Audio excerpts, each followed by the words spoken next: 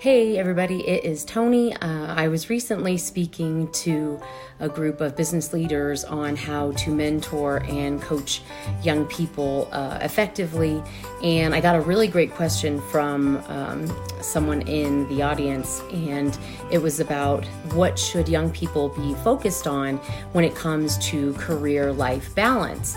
And it's just such a great question, so I thought that I would share with you the story. It's a true story that I shared during my presentation. So I was recently at a conference with a young woman who was a dentist, and she actually had a very successful dental practice. And we were just talking casually, and I told her, what I did, and she said, "Oh my gosh, that's so great. I actually wish that I would have been thinking about those things, earlier in my, in my 20s, because although my dental practice is incredibly successful, I'm actually recently going through a horrific divorce right now, because she was talking about the tremendous pressure that she felt as the years started to go by, because she didn't consciously think about how important having a family was to her. And so now she felt that she was getting past the age where she was going to be able to do that.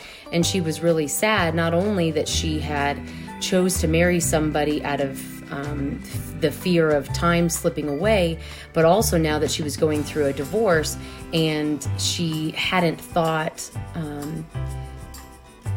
ahead of time about how important a meaningful relationship and a family was going to be to her. So, and those are stories that I see a lot. I have friends who also talk about being in their mid 30s, and